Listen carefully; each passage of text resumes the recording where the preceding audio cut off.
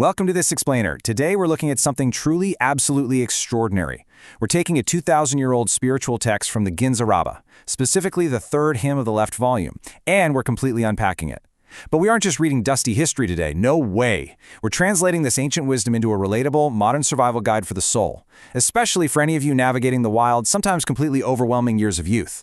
This text is packed with profound, actual cheat codes on how to stay totally true to yourself in a chaotic world. Okay, let's dive into this. Have you ever looked around at school, scrolling on social media, or just going about your daily life and felt this deep, unshakable sense that you just don't fit in? Like it's almost as if everyone else got a manual for this world and you somehow missed out? Well, if you've ever felt that intense teenage alienation, I need you to know you are absolutely not alone. In fact, this ancient text validates that exact feeling right out of the gate. It literally bridges your modern, everyday experience with a core theme that humans have been wrestling with for millennia. The text gives us this incredibly powerful anchor quote, "I crossed ages and crossed worlds of darkness." Just think about that phrase for a second. Worlds of darkness. I mean, it sounds like something straight out of a fantasy movie, right? But it perfectly describes the negativity, the bullying, the toxic environments, and all that heavy drama that you probably have to navigate on a daily basis. The author of this text is essentially reaching out across time saying, I see the darkness you're walking through. It acknowledges that the world can be a really, really harsh place. So think of this as a map for your soul's journey. We're going to cover 1. Your journey in the dark. 2. How to overcome obstacles. 3. Your path without judgment. 4. Getting ready and shining. And 5. Returning to your true home. All right, let's trace this path together. Starting off with Section 1, your journey in the dark, and understanding the soul's reality. We really have to figure out exactly where we're starting from. And this brilliantly illustrates the core conflict. The text draws this sharp contrast. On one hand, it says your soul feels like it's trapped here, just held captive in this chaotic, heavy environment. But then, it reveals the ultimate truth. You were not planted here. Think about it. If you take a beautiful tropical flower and plant it in the freezing snow, well, it's going to struggle. It's going to feel entirely alienated. The text is telling you that the whole reason you feel so out of place is simply because this toxic environment isn't your native soil. You are meant for something much, much better. Which brings us to Section 2, overcoming obstacles, or basically, how to survive.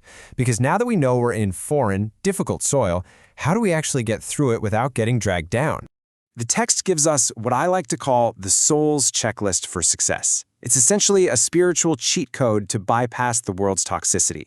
It says you will succeed because you did not oppress others, did not act arrogantly, and did not approach evil. Let's translate that for today, right? It means don't be a bully, stay out of the toxic drama, don't let clout chasing make you arrogant, and keep your integrity completely intact by avoiding bad crowds.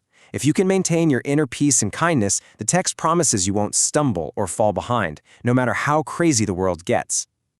That brings us to Stage 3, your path without judgment, or staying pure. So what actually happens when you successfully follow that soul's checklist? The text calls the person who follows these rules the pure chosen one. I absolutely love this concept. In our modern language, the pure chosen one is simply someone who keeps their heart clean, absolutely refuses to engage in toxic behavior, and stays 100% authentic in an increasingly fake world. You know, it's talking directly to you. When you choose kindness over drama, you become the hero of this ancient story. You are the pure chosen one, navigating the darkness. So, here is the massive reward for staying pure. The text says that while the universes will face judgment, you alone will not be questioned or demanded to answer. Think about how much anxiety comes from worrying about what other people think or getting caught up in the consequences of petty school drama. The text is saying that while the toxic world inevitably faces the consequences of its own negativity, you get a free pass. Because you stayed true and pure, you are completely untouchable by that judgment. Moving into Section 4, get ready and shine. Absolute triumph. Now, what's really interesting about this slide is how the ancient text totally pivots from simple survival mode to absolute total victory. It's the ultimate spiritual glow-up. The text gives us 3 very specific steps here. Step 1, wear your radiant garment. This is all about wrapping yourself in just unshakable confidence. Step 2, secure your joyful crown. Meaning unlock that inner glow, claim your self-worth, and don't you dare let anyone take it off your head. And step 3, praise your great creator. This is the practice of daily gratitude. By stepping into confidence, self-worth, and gratitude, you are actively transforming from someone who is just surviving the darkness into someone literally radiating light. And finally, we reach stage 5, return to the true home, your ultimate safe space. Where is this new, radiant version of you actually headed? The text sets up a final, just beautiful contrast.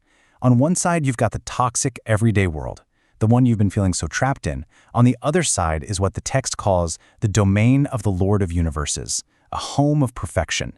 And the most fascinating description used here is that this home has no knots or impurities. I mean, imagine a place with 0 knots, no tangled drama, no complicated anxieties, no messy relationships. It is the ultimate, pristine, safe space for your soul. And to get there, the text issues this repeating, urgent, almost musical command: ascend, ascend, O righteous one, ascend. It is literally hyping you up. It's telling you to rise above the comment sections, rise above the clicks, rise above all that heavy energy that's just trying to hold you down. You are built for much higher things, so ascend. When you do finally rise above, the reward is profound. The text says, your throne is established and your lamp is lit among your family and brothers.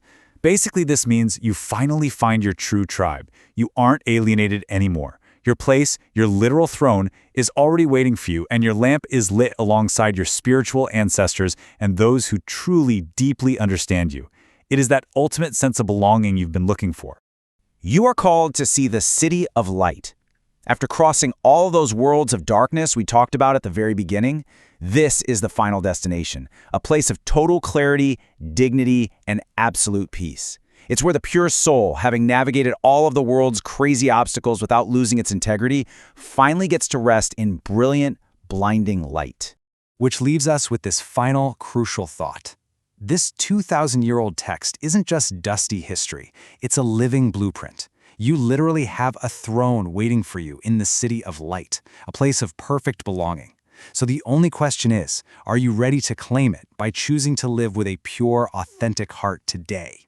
Think about how you can apply this ancient cheat code to your life right now. Keep your peace, wear your crown, and ascend. Thanks so much for joining me on this explainer, and I'll see you on the next one.